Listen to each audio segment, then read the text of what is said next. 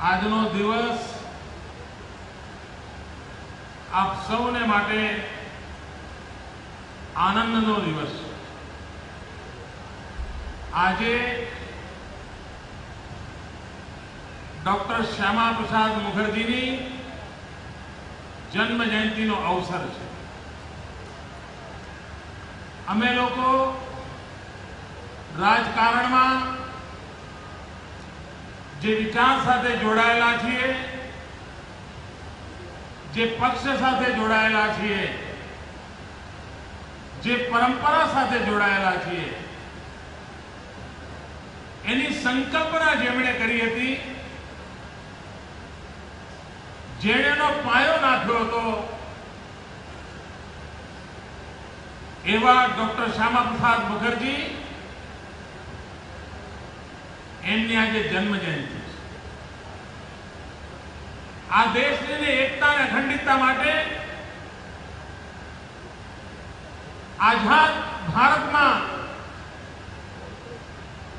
શહીદી વહોરનાર એ પહેલા વીર પુરુષ હતા।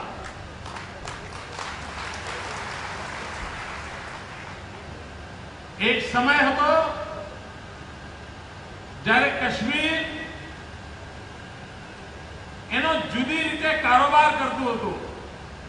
1952 સુધી અહીંના મુખ્યમંત્રી કહેવાય, પણ કાશ્મીરના મુખ્યમંત્રી પ્રધાનમંત્રી કહેવાતા। અહીંનો ધ્વજ ગુજરાત હોય તો પણ તિરંગો હોય, ત્યાંનો ધ્વજ જુદો હતો। અહીંનું બંધારણ એ જે ડોક્ટર બાબા સાહેબ આંબેડકરે આપણને આપ્યું, ત્યાંનું બંધારણ જુદું હતું। ત્યારે ડોક્ટર શ્યામા પ્રસાદ મુખર્જીએ ભારતની સરકાર સામે સંઘર્ષ માંડ્યો હતો કે ડોક્ટર બાબા સાહેબ આંબેડકરે જે બંધારણ આપ્યું છે, કાશ્મીરની ધરતી પર પણ એ જ બંધારણ લાગુ થવું જોઈએ।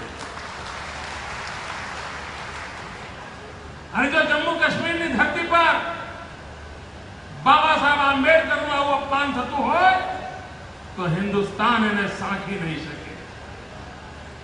અને આવા એક મનોભાવ સાથે આ દેશમાં બે પ્રધાન ન ચાલે, આ દેશમાં બે નિશાન ન ચાલે, આ દેશમાં બે વિધાન ન ચાલે, એવા સંકલ્પ સાથે શ્યામા પ્રસાદ મુખર્જીએ કાશ્મીરમાં સત્યાગ્રહ કર્યો હતો અને કહ્યું હતું કે હું કાશ્મીરના એકીકરણ સિવાય પાછો નહીં આવું। ભાઈઓ, કમનસીબે રહસ્યમય સંજોગોમાં કાશ્મીરની જેલમાં એમનું પ્રાણ પંખેરું ઉડી ગયું અને આ દેશના એ પહેલા શહીદ બન્યા હતા। ડોક્ટર બાબા સાહેબ આંબેડકરના સપના માટે જીવન આહુત કરનાર, દેશની એકતા અખંડિતતા માટે જીવન આહુત કરનાર એ આઝાદ ભારતના પ્રથમ શહીદ હતા। અને એમની જન્મ જયંતિએ આજે અમદાવાદ મ્યુનિસિપલ કોર્પોરેશન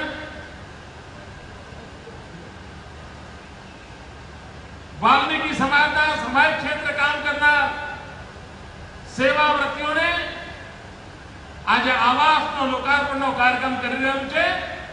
હું કોર્પોરેશનના સૌ કરતા ધરતા મિત્રોને અંતઃકરણપૂર્વક અભિનંદન આપું છું, જેમને આજે આ સુંદર મજાના આધુનિક આવાસ મળી રહ્યા છે। એ આવાસ પ્રાપ્ત કરનાર સૌ પરિવારજનોને હૃદયપૂર્વકની ખૂબ ખૂબ શુભકામનાઓ પાઠવું। સામાન્ય રીતે આવી કોઈ પણ યોજના હોય તેનો લાભાર્થી પુરુષ હોય છે, પરંતુ મેં જ્યારથી ગાંધીનગરમાં જવાબદારી લીધી છે અને હું મુખ્યમંત્રી બન્યો ત્યારથી મેં એક કાયદામાં સુધારો કર્યો છે। અને સુધારો એવો કર્યો છે કે સરકારી યોજનાના લાભથી જેને પણ મકાન મળશે એ મકાન એ કુટુંબમાં જે વડી બહેન હશે એ બહેનના નામે મળશે, પુરુષના નામે નહીં મળે.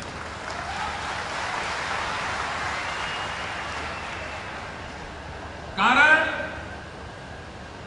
આપણા સમાજની એક પરંપરા છે, સ્કૂટર લાવો તો પુરુષના નામે, ગાડી લાવો તો પુરુષના નામે, જમીન લો તો પુરુષના નામે, ઘર બનાવો પુરુષના નામે, દુકાન લો પુરુષના નામે, બધું જ પુરુષના નામે. આને ન કરે નારાયણ અને પુરુષને કઈ થઈ ગયું તો માના નસીબમાં કઈ ના આવે, સીધે સીધું દીકરાના નસીબમાં જાય. એટલે પેલી માં તો બિચારી તળવતી જ રહે અને ઘડપણમાં એનું કોઈ જોનાર ના હોય. અને પુરુષ જો આમ તેમ રવાડે ચડી ગયો તો ક્યારે ગીરને મૂકી દે ઘર ખબર ના પડે. અને તેથી સરકારની યોજનાઓનો લાભ તો મળે પણ સામાજિક સુરક્ષા પણ મળે, બહેનોનું સશક્તિકરણ થાય, એમ્પાવરમેન્ટ ઓફ વિમેન એનો પણ લાભ મળે. તે હેતુથી સરકારી યોજનાના લાભો એનું પહેલું લાભાર્થી એ કુટુંબની મહિલા અને બીજું લાભાર્થી એ કુટુંબનો પુરુષ, અને એના કારણે આજે જેટલા મકાન મળી રહ્યા છે એ બહેનોના નામે મળી રહ્યા છે. એમને કોઈ દિવસ ઓશિયાળી જિંદગી જીવી ન પડે. મકાન એના નામે હોય તો જીવનના અંત સુધી એ સુખેથી જીવી શકે એવા સદહેતુથી આ સરકારે નિર્ણય કર્યો છે. અને મને ઘણીવાર લોકો કહે છે કે મોદી સાહેબ તમે થાકતા કેમ નથી, એવું મને લોકો કહે છે. અને તમે જોતા હો તો સવાર સાંજ ક્યાંક કર્યા કરતો કે નથી થાકતો. એનું કારણ સરકારના આવા નિર્ણયોના કારણે આજે માતાઓ બહેનોના મને આશીર્વાદ મળે છે ને, એના કારણે થાક, એના કારણે નવી શક્તિ મળે છે. અને સમાજના છેવાડાના માનવીની ચિંતા કરવી, કાળજી કરવી એ કામ આ સરકારે ઉપાડ્યું. ભાઈઓ બહેનો, હવે જમાનો બદલાનો છે. મારી ઈચ્છા નથી કે આપણા સંતાનો પણ સફાઈ કામદાર તરીકે જિંદગી ગુજારે. શા માટે? અને તેથી આપણી મથામણ છે કે એમની જિંદગી બદલાય. અને એ વાત નિશ્ચિત છે, હવે સફાઈ કામદાર પણ એનો કોન્ટ્રાક્ટનું કામ એ મોટો ઉદ્યોગ બની ગયો છે. હવે કચરો એ કંચન બની ગયું છે. અને હવે તો મહાનગરોમાં મોટી મોટી કંપનીઓ કચરો ઉપાડવા માટેના કોન્ટ્રાક્ટ લે છે. એમાંથી ખાતર બનાવે, બીજી વસ્તુઓનું રીપ્રોસેસિંગ કરે, એમાંથી કમાણી કરે. એક મોટો ઉદ્યોગ બની ગયો છે. અને આપણે પણ ઈચ્છીએ છીએ, પરંતુ સાથે સાથે સફાઈ કામદાર તરીકે જેને જિંદગી ખપાવી છે એના સંતાનો પણ ગૌરવભેર જીવન જીવતા થાય, એ પણ મોટા કોન્ટ્રાક્ટર બને, એ પણ બીજા વ્યવસાય, વેપાર, ધંધા, રોજગારમાં જાય, એ પણ ભણી ગણીને આગળ વધે. એ આ સરકારની નેમ છે.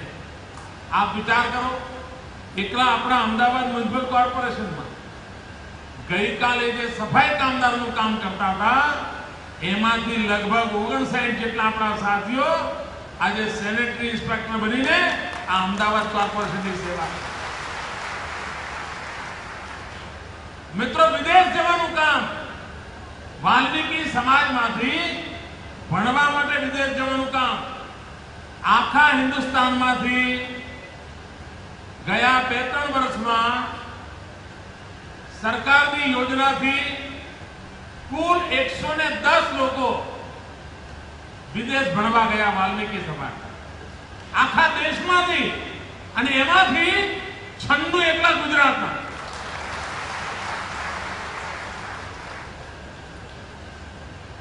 આ પ્રગતિ કરવાની દિશામાં આ રાજ્ય સરકાર કામ કરી રહ્યું છે. ભાઈઓ બહેનો, આજે જેમને મકાન મળે છે, અને મકાન મળે છે ત્યારે માત્ર 4 દિવાલો કે છત મળે છે એવું નથી. મકાન જ્યારે મળે ને ત્યારે એની સાથે સાથે નવા સપના પણ ઉમેરાતા હોય છે. મકાન મળે ત્યારે એની સાથે સાથે નવા સંકલ્પ પણ જોડાતા હોય છે. મકાન મળે ત્યારે એની સાથે સાથે નવી પ્રેરણા પણ પ્રાપ્ત થતી હોય છે. ગઈકાલ સુધી ચાલીમાં રહેતા હોઈએ, ઝૂંપડામાં રહેતા હોઈએ, જીવન ટેવાઈ ગયું હોય તો કંઈ પણ લાવવાનું હોય તો મન ના થાય. ખુરશી લાવવાનું જરૂર હોય પણ એમ થાય ખુરશી લાવીને ક્યાં મૂકીશું, જગ્યા તો છે નહીં. પગલું છડિયું લાવવાનું તો એમ થાય કે આપણે ઝૂંપડામાં રહેવાનું, પગલું છડિયાનું શું કરવાનું. પણ હવે પાકા સરસ મજાના 2 રૂમના મકાનમાં રહેવા જઈએ ત્યારે મનમાં ઈચ્છા જાગે કે આ સરકારે મકાન તો આપ્યું, હવે આપણે પડદા કરાવવા પડશે. સરકારે મકાન તો આપ્યું, મહેમાન આવે તો શેતરંજી લાવવી પડશે, ખુરશીઓ લાવવી પડશે. સરકારે મકાન આપ્યું, હવે જરા સારું ટીવી ટેબલ પર મુકાય એવું ટેબલ લાવવું પડશે, ટીવી લાવવું પડશે. એક એક નવી વસ્તુ લાવવાનું મન થાય, અને જ્યારે આ નવું વસાવવાનું મન થાય ને એટલે પહેલી ઈચ્છા થાય બચત કરવાની. ખોટી ટેવો પડી હોય, આજે ખોવાઈ જતા હોઈએ,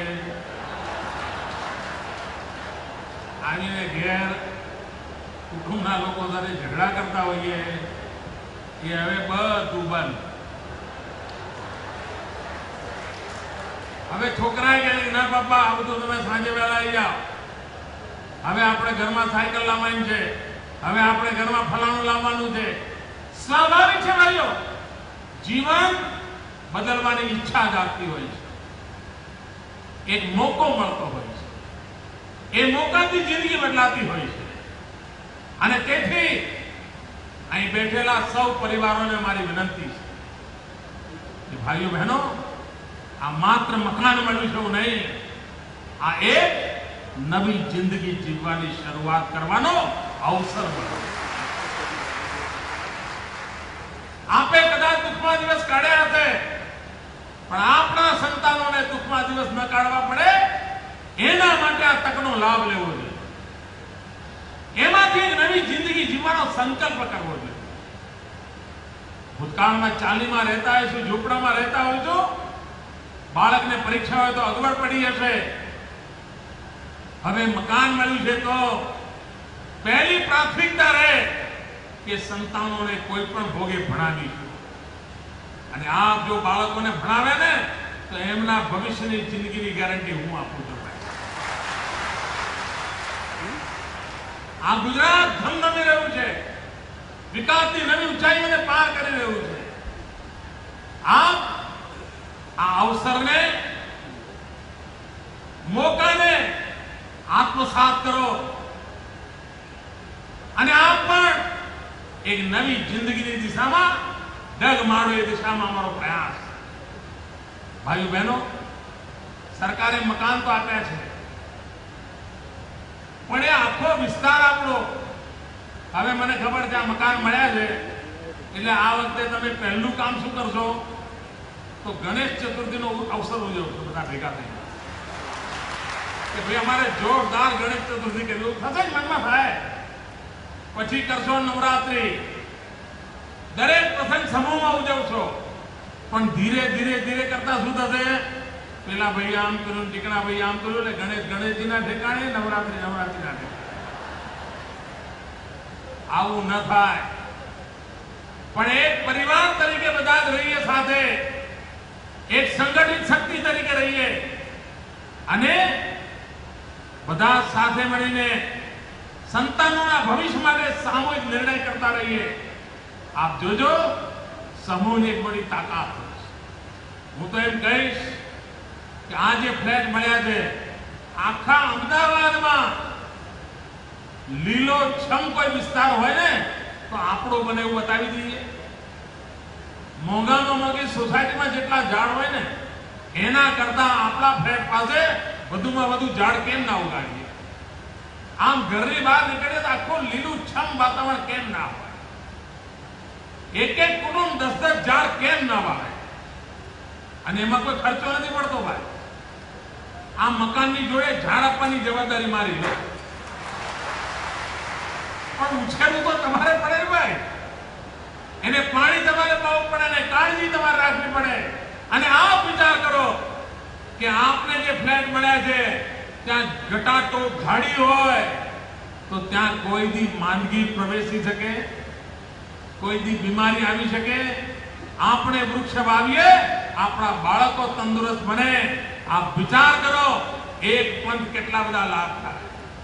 અને તેથી આ સરકારી યોજનાનો લાભ મળ્યો, મકાન મળી ગયું, નસીબ હતું એટલે ડ્રોમાં નામ આવી ગયું એમ માનીને સંતોષ માનવાની જરૂર નથી.